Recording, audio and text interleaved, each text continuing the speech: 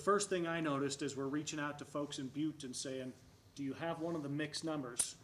I get Mick Delaney's number and Mick Dennehy calls me back. So I'm just curious how often that happens where you guys get mixed up still to this day. Often. You'd be surprised. My comment is always, it could be a lot worse guys to get compared to, when, and it's, it's usually the ladies for some reason or another, they must think that he's a lot better looking than I am. They all have very good eyesight, Mick. They must have, yeah. It's, and then they always bite their tongue. And I said, don't worry about it. It's been happening since Mick was in Mick was in high school. When we coached together, he was junior from the one and only Cliff Heisel. He was junior and I was Mick. That's what I was going to ask, is when did your guys' paths first cross? Well, they crossed the first time when Mick was a senior in high school, and we recruited him. I was at the University of Montana at that time, and Jack Elway recruited Mick, and I was there as a graduate assistant and had the pleasure of coaching him as a freshman and tried to ruin his career right off the bat. You were able to overcome that, clearly. No, not really. He reminds me every day that he hasn't overcome it. I had shoulder surgery on the 2nd of January, and I always blame it on Coach Delaney, simply because when I was a freshman, freshmen couldn't play. They were not eligible to play varsity, so we had a freshman schedule. And we played against Montana State the first game and handled them pretty easy. And then against the University of Idaho, second game, it's amazing how often this happens, being in the right place at the right time or the wrong place at the right time. Opening kickoff, I'm standing too close to Coach D, and I'm not on the kickoff team, but there's only 10 guys out there. So he grabs me and throws me out there, and I'm kind of counting to see where I should line up. And anyway, this big old dude from Idaho trucked me, broke my collarbone, separated my shoulder, dislocated my shoulder in one fell swoop, and I didn't even slow him down.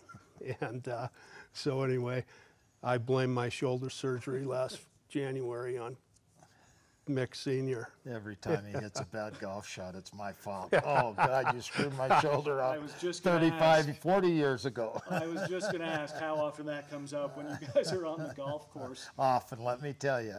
When you're looking back at just the careers that both of you have had and the similar upbringings and stuff like that, I mean, how much fun is it for you guys to just reminisce about some of those days and sit here and chat about some of these names that we're talking about? We don't do it too often, really. I mean, occasionally, but when we do, it's usually a situation like this, an interview, or somebody wants to talk, specifically about when he was playing or when he was coaching or when I followed him at Western, all those type of things. But neither one of us really live in the past, It's fun to at times when somebody mentions it to bring up the guys that we've been so fortunate to coach. But yeah. Yeah, I think probably we talk more about some of the things that are happening currently, either at the University of Montana. Of course, I recruited and coached Jeff Choate at Western, and of course he finished up there coaching with Mick and is now at Montana State. So, we've got pretty vested interests in both programs. We both worked at Montana State and the University of Montana, and I think we probably are, visit more along the lines of current stuff that's going on than the old days. Talking current then, with ties to both programs and both coaches, how much fun is this right now? I mean, as far as Cats and Grizz are concerned, this is as much excitement as we've seen in a while between the two programs, just built off straight hype. We haven't even gotten to November yet. Yeah, we will, and that's, Mick just meant we were both at Montana State as assistants. We were both at the University of Montana as assistants, head coaches at Montana, and my children played at Montana, my son, his two sons played at Montana. So, I'm still Montana through and through. There is no ifs, ands, and buts about that come that game. Oh, no question.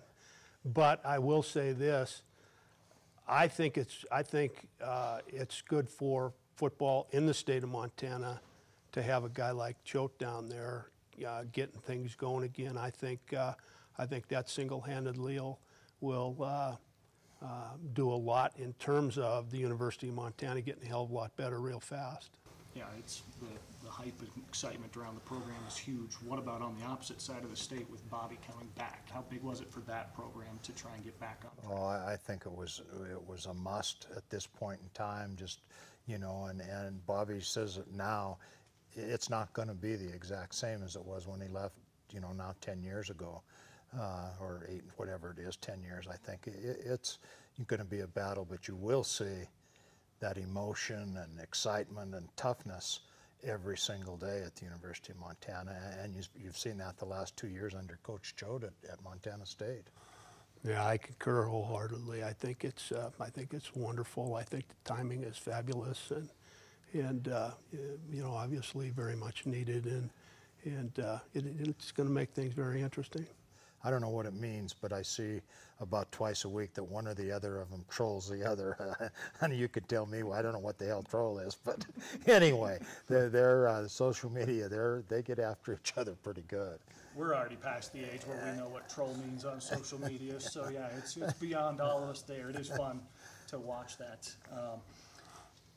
As former coaches, how challenging is it watching as the program's going through some of the struggles that they had, and maybe from the outside wanting to have a decision-making, you know, this is where I would go, something like that, just how difficult that is being on the outside and not the inside anymore? It was really difficult the last couple of years for a couple of reasons. Number one, I had a grandson that was involved in playing in the program at Montana, and you know, it was hard at times to just watch the energy, enthusiasm that wasn't present as far as I was concerned. And you know, doing some of the TV work, I saw a lot of games and had to be real careful, which I was at that point in time. But now that it's passed, you know, it was mandatory, I think, to have somebody who understands what the University of Montana is all about. I agree. Very, very frustrating.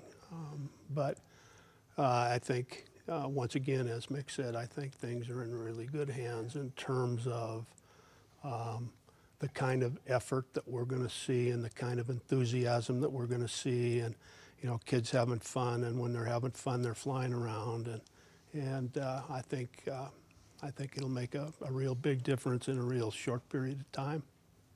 4 coaches, you two, Bobby, and Don, ranking them in terms of that energy and enthusiasm. If we're starting at the top and going down to the bottom, I mean, who was fired up more on the sideline and in those practices and bringing that heat and energy? I think Mick can speak to Don a lot better than I can, because he coached with him and, you know, was around him more than I ever was. Well, Don was really, really fantastic to work for. You know, he let us coach. You know, you knew he had your back.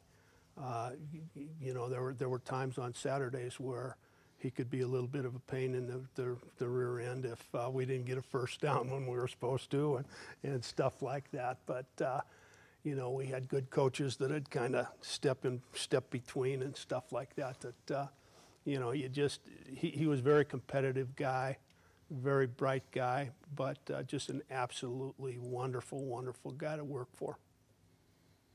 I think we all had a little different style of emotion, like you say.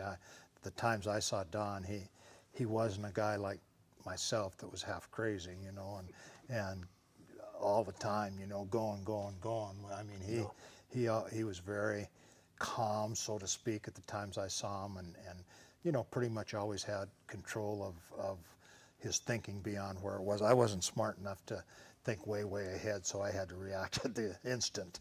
Compare then to now, I guess, just how much has changed in terms of whether you chat with a Hauk or a Choate or whatever, just in terms of the coaching process as that head guy. More challenging, more work, less sleep, or is it about the same? Well, I think the biggest thing that's changed in coaching and in dealing with young people is social media. I think I think it's made everybody's job a whole lot harder.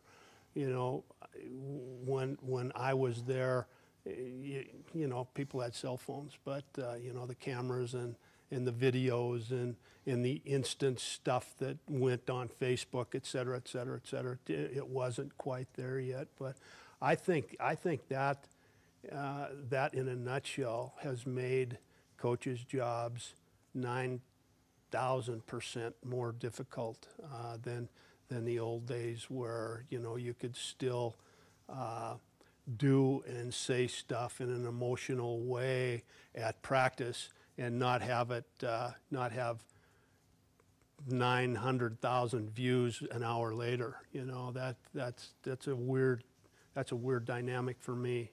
How much would you have loved to have Huddle back then, though? All the recruiting tape right there online. Well, you know, yeah, you know, it would certainly be an advantage, but you know, work is work, and whether you look at it online or you have it in a rack in your in the building, or you know, in your area, it probably makes it easier, obviously, with Huddle and technology. But there again, as I was ending up, I wasn't quite smart enough to take advantage of all that type of stuff. You know, we were still using a lot of tape and you know, discs and that type of stuff. So, but yeah. you still had the same. I mean, we had the end zone shot, we had the wide shot, and we watched it after practice every day. You know, I think it was probably a little bit more expensive manpower-wise, and probably a little more expensive even financially, doing it the way we used to do it. But you still got the same stuff, you know.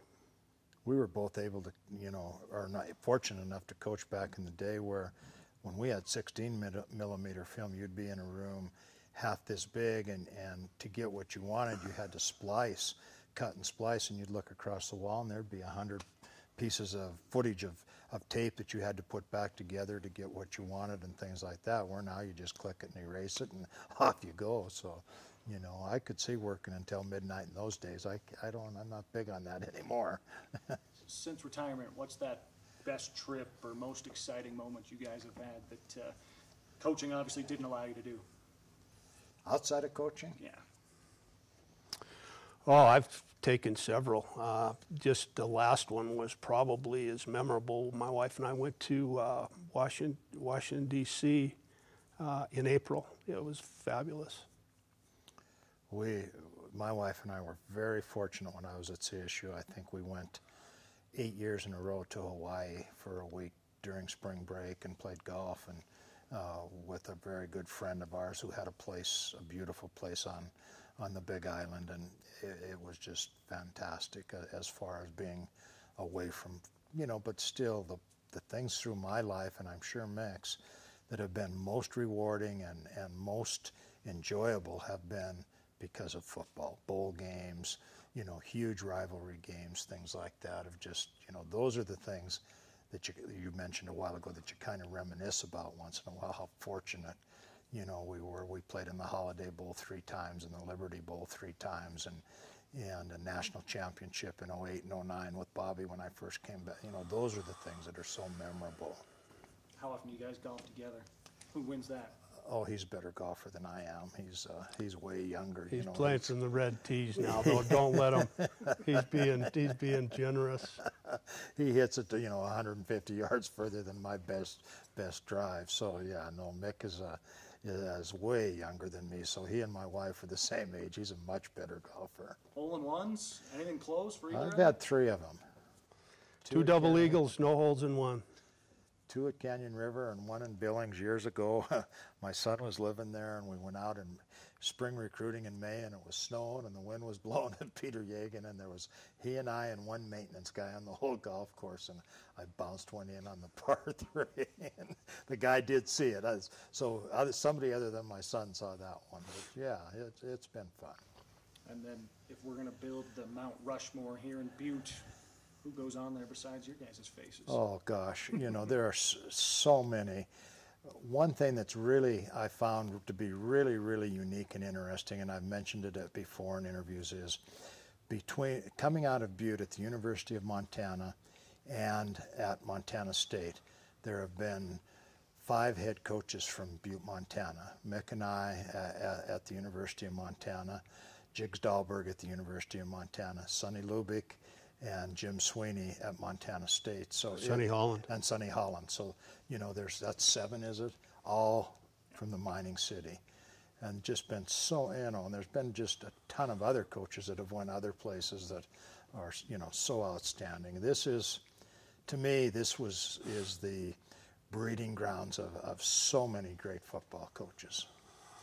Yeah, there's no doubt about it. I mean, even when you look into the high school ranks over the last 20, 30 years in Montana, you've got guys like Lebsock who've won state championships and Claybo who have won state championships, and you know, they're just all over the place. And it's fun to, you know, there again, not living in the past, but looking at what, you know, Butte has done for us, and just being so humble and so proud to have been able to represent Butte, Montana through the years, even though Mick never did coach here, did you, Mick, in Butte? No. And I was at Butte Central for a couple of years way back, but, you know, it's still, this is it. I mean, this is Butte. You know, I had a chance right before I graduated. Dewey Allen, who was a Kalispell kid, punter, actually he was an NFL caliber punter. A friend of mine was a coach out in Washington, and he recommended me for a job in Colton, Washington, and he was moving on to the other side of the state. And after my wife and I went for the interview, Dan Peters, John McElroy called and said, "Hey, we'd like you to come and work in Butte." And I probably would have. The money was a lot better, but you know, it's one of those things you learn from Butte. You're loyal, you give your word. I'd already given my word, so that's where we started, and it ended up fine. You know, shoot, we had great kids, and golly, you know, we had off of that little Class B team, kids go start at Notre Dame, Washington State, all over the place, and it was a good experience. Probably good for a lot of reasons. You know, my wife and I were away from everybody for 4 years, and you know, all kinds of things. But had a chance, passed it up.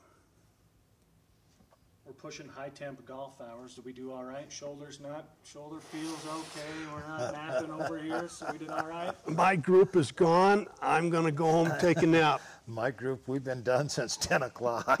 We start at 7. You're smart. You go in the early hours and get it over with. Yeah, we do.